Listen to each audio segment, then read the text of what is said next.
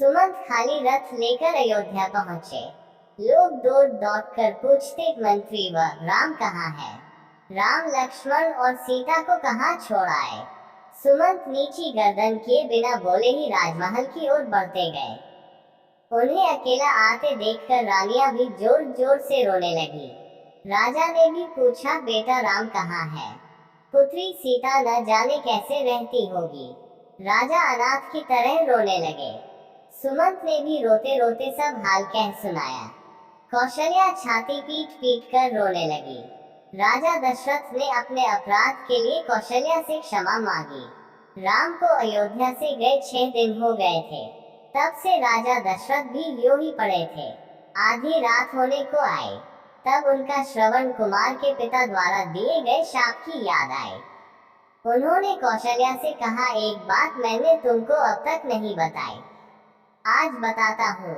हमारे तुम्हारे विवाह के पहले की घटना है। एक बार वर्षा ऋतु में सरयू नदी के किनारे मैं शिकार खेलने गया। उन दिनों शबबेरी बाण चलाने का मुझे बड़ा शौक था। अंधेरा हो चला था। एकाएक नदी में से हाथी के पानी पीने की सी आवाज आई। उसी को लक्ष्य करके मैं बाण चला दिया। तभी मनुष्य के तड़पने की आवाज आई। मैं घबराया हुआ वहां पहुंचा तो देखा कि एक तपस्वी बालक घायल हुआ कराह रहा है। पास में एक घड़ा भी पड़ा है। वह रोते रोते बोला, मेरे अंधे माँ बाप प्यासे उस आश्रम में बैठे मेरी राह देख रहे होंगे। कृपा कर उनके लिए पानी लेते जाए। इतना कहकर उसने दम तोड़ दिया। मैं जल लेकर आश्रम में गया। मेरी आहट पाकर उसके बूढ़े बाप बोले, बेटा श्रवण इतनी देर कहाँ लगाई? मेरी जीभ लड़खड़ा रही थी। मैं डरते डरते बोला, मैं श्रवण कुमार नहीं हूँ, अयोध्या का राजा दशरथ हूँ। गलती से मेरा बाण उसे लग गया है और अब वह इस संसार में नहीं है। ये सुनकर वे करुण विलाप करने लगे। मेरे साथ वे नदी के तट तक आए। उन्होंने पुत्र को जलांजलि दी और मुझे शाप दिया, हे राजन, पुत्र के वियोग में जैसे आज हम मर रहे हैं, वैसे ही तड़प तड़प कर तुम भी मरोगे। और उन दोनों ने उसी समय प्राण त्याग दिए। कौशल्या, लगता है उस शाप के सच होने का समय अब आ गया है। मेरे प्राण मानो कोई खींच रहा है। हाय, मैं मरते समय प्यारे पुत्र का मुंह भी न देख सका।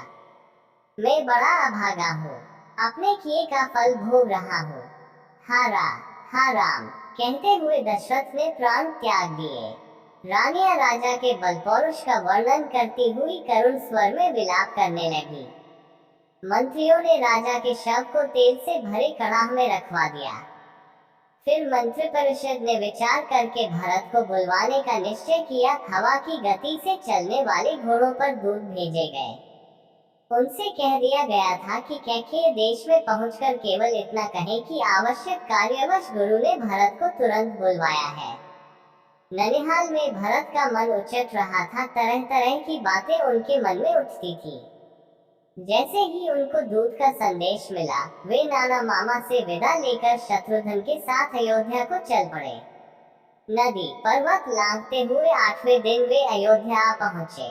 नगर में चारों ओर सन्नाटा था। बाजार बंद थे। नगरवासी भरत को देखकर मुंह फेर लेते थे। भरत घबराए हुए अपनी माता के महल में गए और ननिहाल का कुशल समाचार बताकर पिता और भाई राम के बारे में पूछने लगे। कैकेयी ने हंसकर कहा, तुम्हारे पिता तो स्वर्ग चले गए। वे इस पृथ्वी का सुख भोग चुके थे। उनके बारे में चिंता न करो। भरत फूट फूट कर रोने लगे। फिर उन्होंने पूछा, भाई राम कहाँ है? कैकेयी ने हंस हंसकर अपने वरदान तथा राम लक्ष्मण और सीता के वन जाने की सारी बातें कह सुनाई। वह बोली, बेटा भरत, मैंने तुम्हारे लिए ही सब कुछ किया है। अब चिंता छोड़कर अयोध्या की राज्य लक्ष्मी का भोग करो। भरत को माता पर बड़ा रोष आया। वे बोले, पापिनी, तूने ये क्या किया? इक्ष्वाकु वंश की तूने नाक काट दी। ऐसा ही करना था तो मुझे जन्मते ही क्यों न मार डाला। इस बीच राज्य के मंत्री भी वहां आ गए थे। उनके सामने भी उन्होंने कैकेयी को बहुत भला बुरा कहा। वे बोले, मंत्रियों, आप भी सुन ले, मेरी माँ ने जो कुछ किया है उसमें मेरा कोई हाथ नहीं, मैं शपथपूर्वक कहता हूँ। ये कहकर भरत तुरंत ही माता कौशल्या के पास चल दिए और उनसे लिपटकर बच्चे की तरह बिलखकर रोने लगे। माता ने उन्हें धीरज बंधाया, फिर वे भी पछाड़ खाकर भूमि पर गिर पड़ी। भरत ने माता को भी तरह तरह से सांत्वना दी। रात भर भरत पिता और भाई राम की याद करके रोते रहे।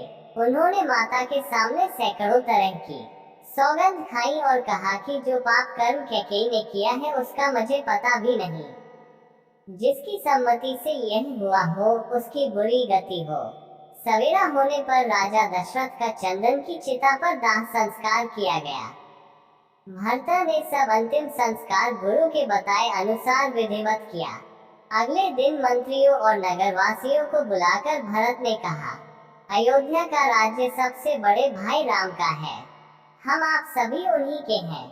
राम को लौटा लाने के लिए मैं कल ही चित्रकूट जाऊंगा। आप भी चले, माताएं भी चलेंगी, प्रजा भी चलेगी और साथ में चतुरंशिनी सेना भी रहेगी।